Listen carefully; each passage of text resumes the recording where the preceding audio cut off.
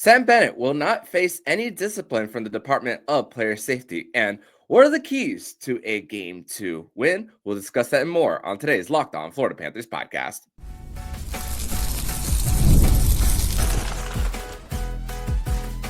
You're Locked On Panthers, your daily podcast on the Florida Panthers. Part of the Locked On Podcast Network, your team every day. And welcome into this Wednesday, May 7th edition of the Locked On Florida Panthers podcast, part of the Locked On Podcast Network, where it is your team every day. Thank you for making the Locked On Florida Panthers podcast your first listen of the day. I'm Armando Velez from the Hockey News. You can follow me on X and Blue Sky at BondoMan12. Follow the show account on X and Instagram at LO_FLA Panthers and on Blue Sky at LOFLA Panthers. You can follow the podcast anywhere you listen to podcasts and on YouTube. Subscribe. And if you're on the YouTube channel, make sure to press that like button down below. And shout out to the everydayers who come back here and get your daily Florida Panthers fix. So, Panther fans, grateful to be back here once again on the show to discuss everything in the world of the Florida Panthers as it is a game day for the Florida Panthers. Game 2 of the second round between the Panthers and the Toronto Maple Leafs tonight on ESPN for a chance for the Panthers to go back home tied at 1 and to steal home ice advantage. Today on the show, we are going to discuss the lack of discipline for Sam Bennett from his collision with Anthony Stolarz. We're going to discuss the Panthers' psyche and maybe how that could be an advantage. And we're going to discuss the keys to victory for the Florida Panthers to get a victory in Game 2 against Toronto. And here to do that with me on today's edition of the show, it is Wednesday, which means it is a Winans Wednesday edition of the show. Jacob Winans is back. Jacob, welcome back to the show, my friend. Yep, thanks for having me. Big one today, big game. It's always fun to be on here talking playoff hockey. We never take for granted the fact that we have our team still in the fight at this time of year because it wasn't always the case. So I'm excited. Yeah, absolutely. I couldn't agree more with you, my friend. So let's go right into the subject for the Panthers here, and the biggest topic of conversation in between games 1 and 2. And how quickly we found out whether there was going to be discipline or not when it came to the collision between Sam Bennett and Anthony Stolarz. And I went back to check the exact time that Emily Kaplan tweeted this out from her X account. And she tweeted it out yesterday at 9:27 a.m. saying that Sam Bennett will not face any discipline from the Department of Player Safety for the collision against Anthony Stolarz. So it just goes to show that all along that we were discussing the fact that he had the two hands on the stick and the fact that there was no extension of the elbow there for him.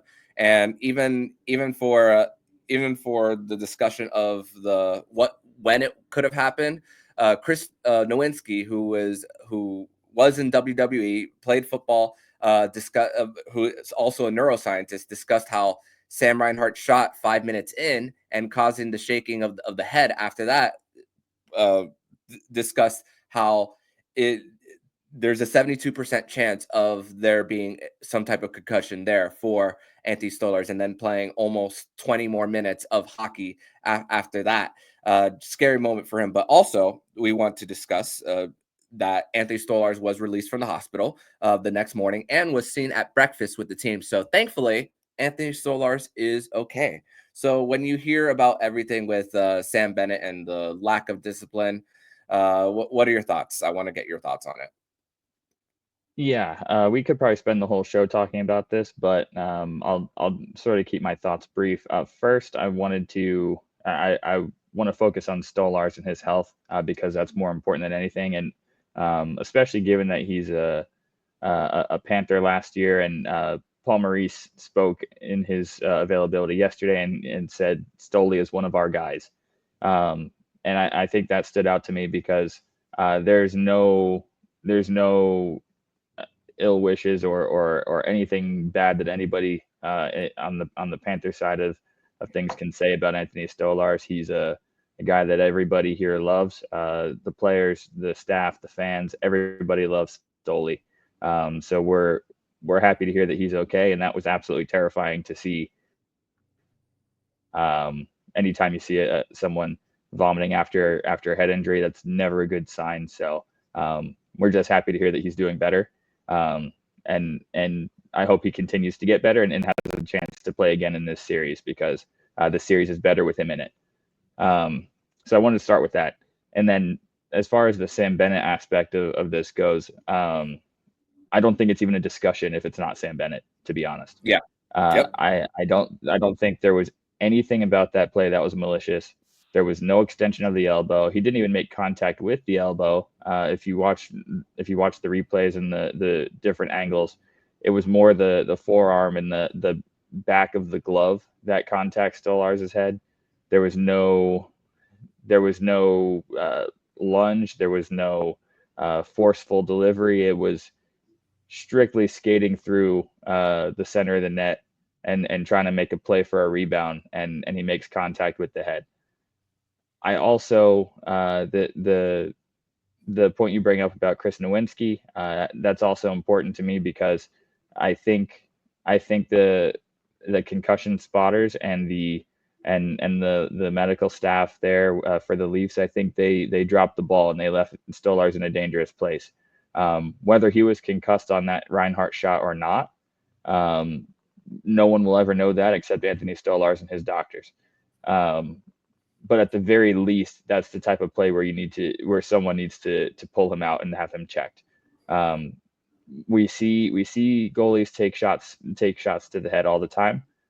Most times, 9 times out of 10, it's not affecting them, and it is what it is, and they bounce back, and there's no ill effects from that. But in Stolarz's case, the second the goalie mask comes off, he seemed to freeze and look stunned for a minute. He shakes his head when the mask comes off, almost like he's clearing the cobwebs. And then when the mask goes back on, he shakes his head again, which once the mask is on, a lot of goalies shake their head to get it back in position. But I'm more focused on the frozen look, and then the shake of the head with no mask on. That looked to me like a fighter trying to clear the cobwebs after taking a big punch to the head. And I think that should have been enough for them to pull him and at least check him at that point. And if he was concussed on that shot, I think we're fortunate that he came out when he did, because the contact from Sam Bennett likely isn't doing any damage to someone who's not already injured. And I think if he had stayed in the game any longer, things could have gotten a lot more dangerous for his health. And if he would have taken a real forcible blow to the head at that point, we could be having a whole different discussion today about Anthony Stolarz's health. So I don't think it warranted any discipline. And I think concussion protocols are still woefully below what they should be in the NHL, because there's no reason why a player should be still in the game to the point where he's seen vomiting and suffering from a head injury while still playing. That's just unacceptable, and the league's got to do better in that regard. And we've been saying it for a long time. But and the last point I'll make on this, there's been a lot of talk about goalies take pucks to the head all the time and they don't get injured. That is true, but goalies also get injured from pucks to the mask all the time, and it's such a wild card, and it's about where it hits you. It looked like Stolarz was hit in the chin. Getting hit in the chin is a very dangerous place for head injuries. And we have seen guys like Carey Price, Marc-Andre Fleury, Tuukka Rask, Andre Pavelec, Ben Bishop. There's been so many goalies who've taken pucks to the mask and even finished the game they were playing, then had to be shut down long-term with concussion symptoms. So it's not something to be taken lightly. And that's why for skaters, you wear the mouth guard, because it's directly connected to whether you get a head injury or not. It's not just for your teeth or your for that. It's for the sake of head injuries as well. Because if you could brace it a little more with the mouth guard, you're less likely to have a concussion from there. But quickly, before we transition to segment number 2, Craig Berube didn't also rule him out the rest of the series neither, which is a dangerous game to play. I don't necessarily like that messaging. Well, he didn't rule him out for game 2. There's still time to evaluate him. He didn't say whether he was cleared or whether he was not. But and Craig Berube is a little different than Paul Maurice and John Cooper. He keeps his answers very brief. So what do you think about him not even ruling him out for game 2, which I'm not expecting for him to play, first of all? What do you think? Well, I'd be shocked if he played, but I would also lose a ton of respect for Craig Berube and anyone on the Leafs staff who claims to care about player safety and the health of their players if he were to suit up for Game 2. Um, Scientifically, there is just no possible way to recover from a concussion where you're vomiting and have to be hospitalized. You do not recover from that in 2 days to play a hockey game. Even if you were to clear some aspect of protocol in 2 days, if it was a case where he may have suffered a second impact that worsened his head injury, you do not put that player back in the game 2 days later where he could potentially suffer a third impact or worsen what he's already dealing with. There's just I would be absolutely stunned if he suits up today, and I think if he plays at all in the next probably 2 to 3 games, I would really be shocked, and I would say that the NHL needs to go back to the drawing board on concussion review because if you look at some other sports around the world, I mean the NFL, their concussion protocol is a little bit different, but at minimum there's a week between games in most cases, so you automatically have that week in between where you're not taking those hits to the head. In rugby in Australia, if you suffer a concussion, you're automatically sidelined for 11 days, no matter what. Even if you clear protocol, it's 11 days. Which I was researching a little bit about other leagues' concussion protocols in the past day and a half since the injury happened, and I just think the NHL could do a lot better. Putting him back in a game tonight or anytime in the next 2 to 3 games would be shocking to me. Yeah, we're looking out for the human, first of all, more importantly for him. But we're going to transition over to segment number 2, where we are going to discuss the psyche of the Florida Panthers. And obviously, with no Anthony Stolarz in the lineup, chances are the Leafs are going to try to send a message to Sam Bennett. Could that work in the Panthers' favor? We'll discuss that more next here on the Locked On Florida Panthers podcast. Today's episode is brought to you by Wonderful Pistachios. And you're looking for a snack that's both delicious and nutritious, crack into a good source of protein with Wonderful Pistachios. Wonderful Pistachios is one of the highest protein nuts. Each 1 ounce serving has 6 grams of protein, giving you 10% more of your daily value. They're packed with fiber and better for you unsaturated fats to keep you feeling fuller longer. Plus, personally, I love the no-shells variety. It's the perfect grab-and-go snack for busy days, whether I'm snacking at my desk, on a road trip, or just need a quick protein boost. They're always my go-to. And if you love cracking open every shell of that satisfying crunch, the in-shell varieties are a classic favorite. And you could get snacking and cracking with a snack that packs a protein punch. You could do that all with Wonderful Pistachios. So visit wonderfulpistachios.com. Once again, visit wonderfulpistachios.com to learn more.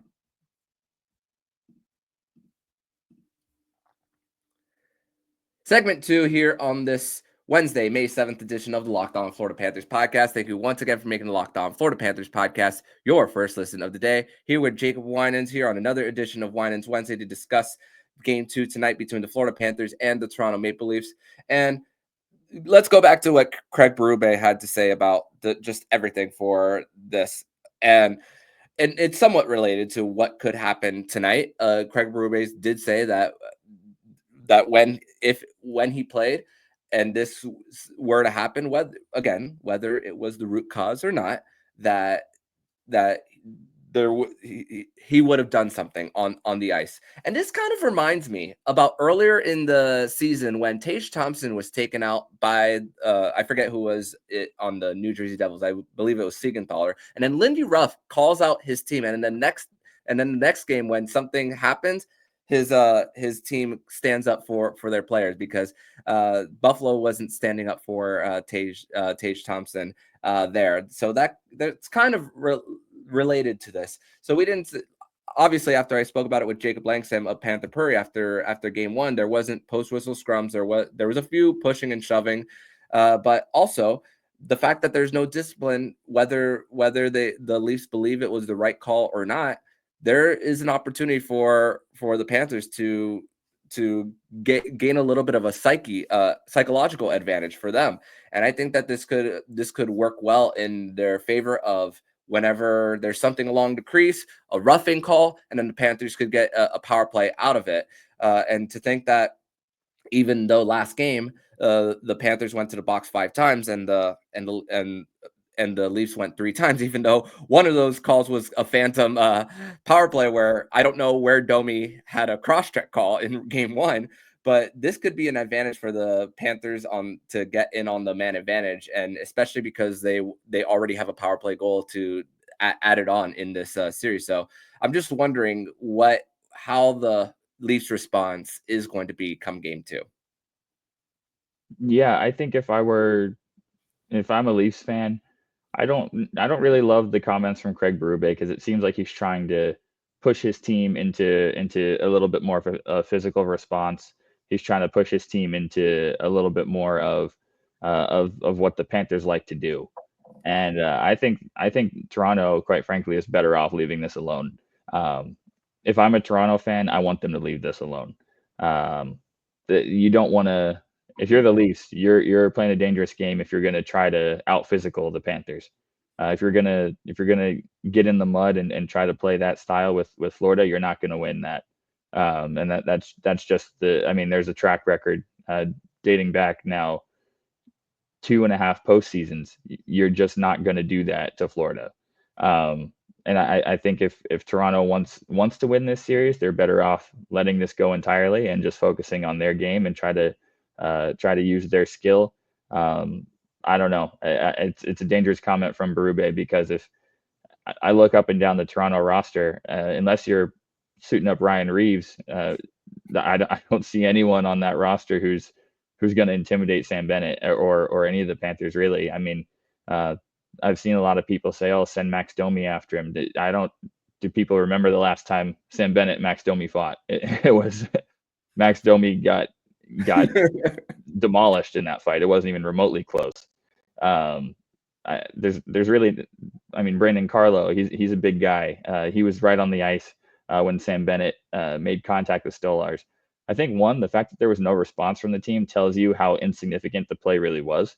If someone crashes into your goalie, everybody is on top of you, and there's sticks and gloves flying. No one even reacted when Sam Bennett crashed, or he didn't crash into him, but when he made contact with Stolarz, there was no reaction from the Leafs, which tells me that it was such an insignificant play. No one thought anything of it. But if you really do think it's dirty, and there's no response, I don't think this is a team that wants to get physical with Florida. I don't think that's their style. That's not their game, and they're not going to do it better than the Panthers do. So if that's the direction they're going to go tonight, I think advantage Florida. That's just not a roster that's built to be as tough and as nasty as the Panthers roster. So I'd love to see them go that direction and attempt to play in the rough stuff and go that way. It throws them off their game. It throws them out of their usual tendencies, and I think the Panthers can capitalize on that. So, with that said, I hope they do, but I just don't think that's their smartest move. Yeah, and obviously, a lot of the conversation was after the buzzer, Matthew Tkachuk trying to go after Mitch Marner as well, but that's just some psychological games that Matthew Tkachuk is trying to do. I mean, I'm sure they wouldn't mind a response back in order to get something out of them as well. So that's another thing that I think that could work in the Panthers' advantage. And I'm just telling you now, Craig Berube is a mature coach. He is not going to put Ryan Reeves out there just for that reason alone. I don't see a reason for him to go out there. But also, let's another topic of conversation that I want to talk about is the fact that obviously Joseph Woll is going to be in the game. Regular season stats, he's a .940 save percentage against the Florida Panthers. We've seen 2 playoff games from him before. Got that Game 4 win right before the Panthers did end it in 5. But difference between coming in cold versus coming in with, you have time to mentally prepare for the game. But 2 of the 3 shots on goal for the Toronto Maple Leafs when Joseph Woll was in were of the high danger variety. We could argue that the one that that Uvis Balinska scores was one that he should have had on the far side. But I'm just looking at the big difference and how the Panthers could really expose Joseph Woll here. And these are courtesy of our friends at NHL Edge. Anthony Stolarz, in the 96th percentile of save percentage in the high danger, while Joseph Woll is in the 64th percentile for him. Joseph Woll, better at mid-range save percentages, while Anthony Stolarz was better in the long-range save percentage for him. That's, once again, according to NHL Edge. So I do believe that Joseph Woll has a better ceiling for the Toronto Maple Leafs here, but this is a really good opportunity for the Panthers, as they've already gotten in the low slot quite a few times towards the end of that game and kind of have them on their toes. I mean, yeah, losing those 2 games against Ottawa before they finish them off, there's still that narrative of that the Leafs haven't proven themselves here, and the fact that the Joseph Woll doesn't have the big body like Anthony Stolarz, there's more room to at least get pucks in the back of their net. So I think that's really important when it comes to that. And also, even though they won, Morgan Rielly was reinserted back on the top power play unit, something that we hadn't mentioned. And a little bit of a similar story for another unit that had a 5-forward power play. The LA Kings won game 1 against Edmonton while giving up 3 unanswered goals. They responded later, but they won. And the conversation was like, did Edmonton provide a scare? This could be the same exact thing. I'm not quite sure. Yeah, the game needs to be played, but this is like where my line of thinking is. How about you?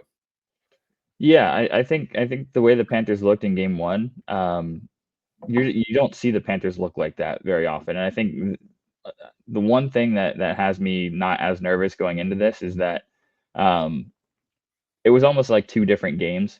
In the first game, the Panthers shot themselves in the foot repeatedly to the point where it was almost too easy for Toronto. And I think the Panthers got off their game for half of that game, and Bob had a horrible night. It was just a perfect storm of bad.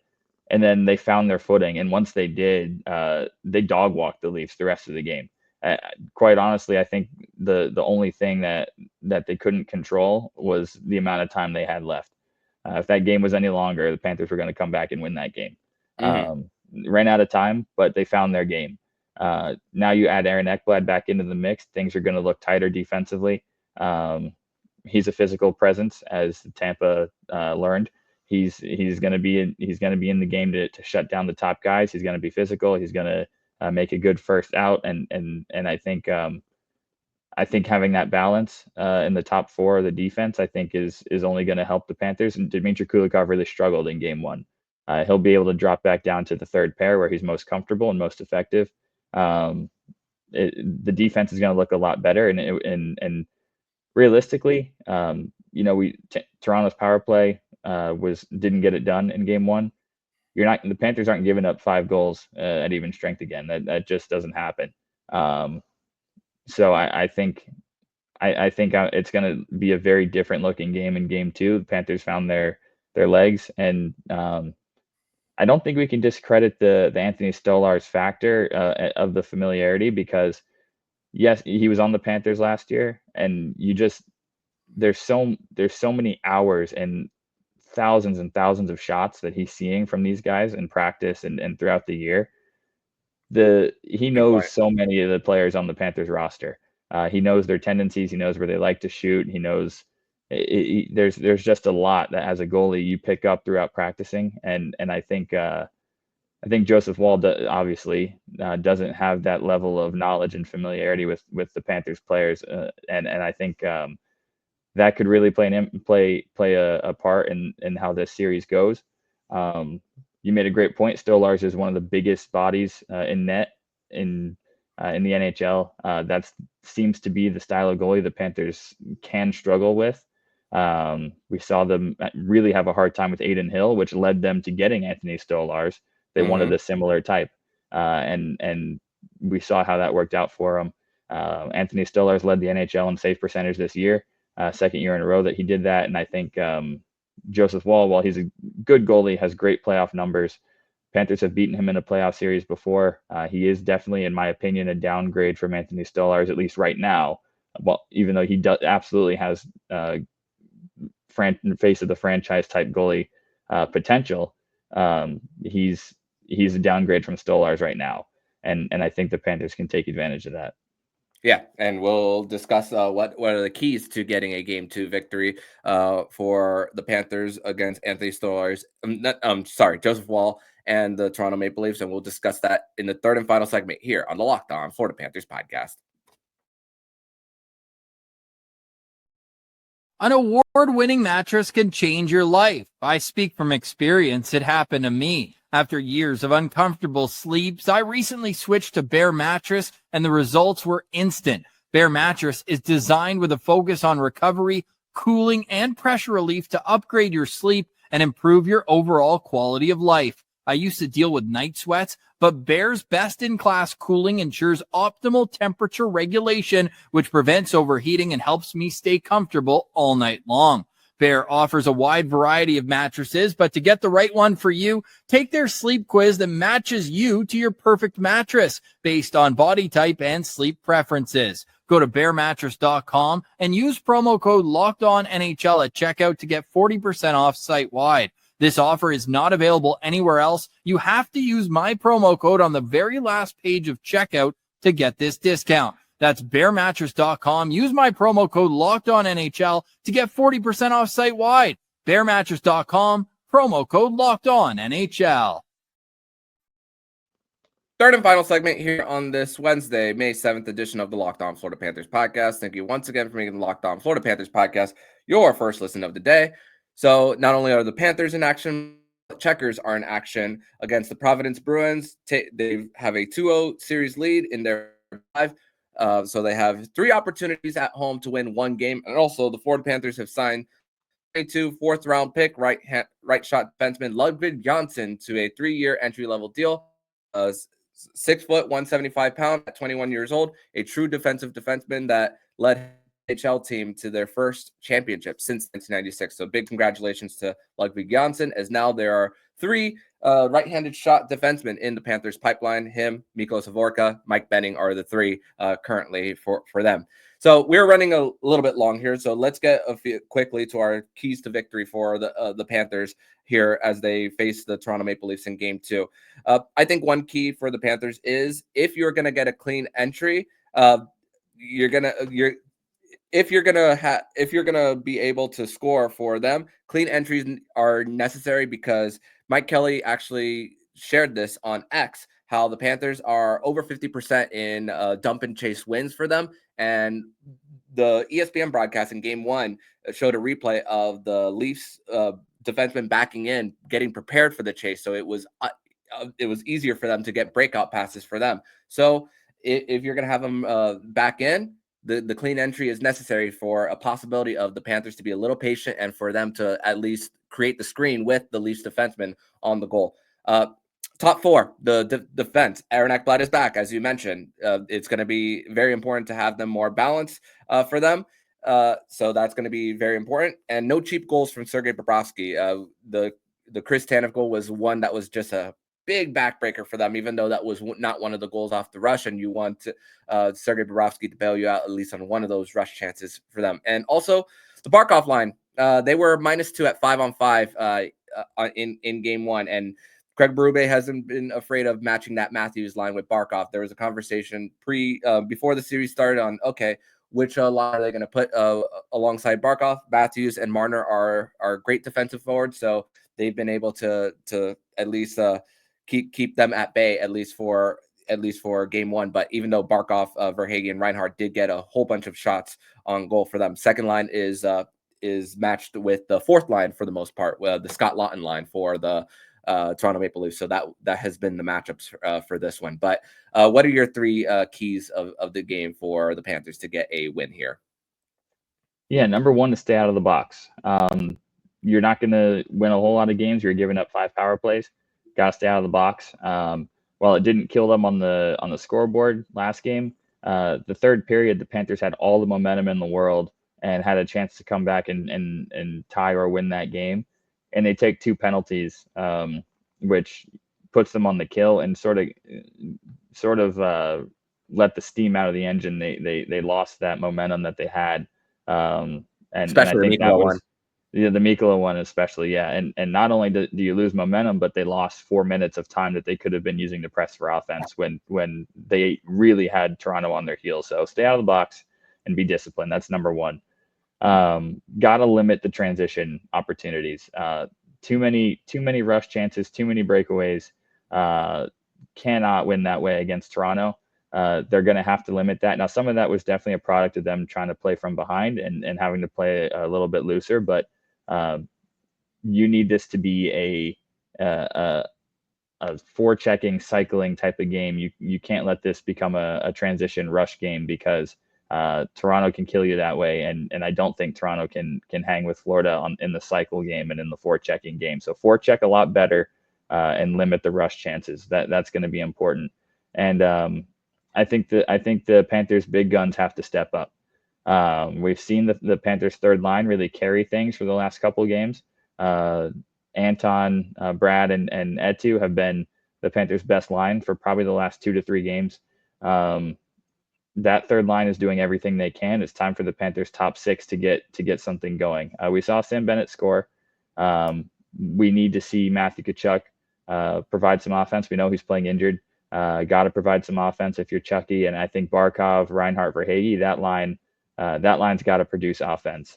We know Barkov's carrying a massive amount of defensive responsibility. We know Sam Reinhart is, but we're going to need some offense out of those guys if the Panthers are going to win this series. Game 1, it was advantage Toronto when it comes to the top 6. Willie Nylander was absolutely flying. Panthers had no answer for him. It's time to respond. The Panthers top guys have to produce tonight, and I think they're capable. They've done it in a lot of big games, a lot of big moments, but this is a big step up moment for them. They're going to have to lock in and play a good defensive game while also providing some offense on the score sheet, because the Panthers' depth is doing everything they can right now. Yeah, and all throughout the playoffs, it's been the core 4 that has been showing up for the Leafs, and it hasn't been a thing it hasn't been that case for the past for them.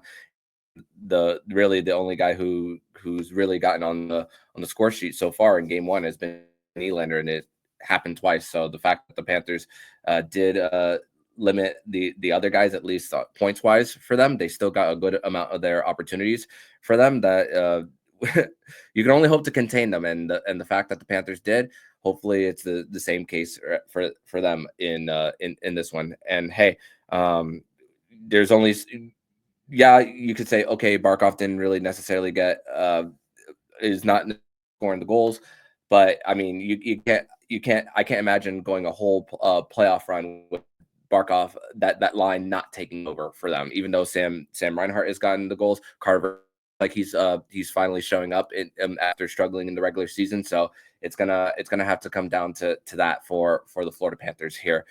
So we will see if the Panthers are able to do so.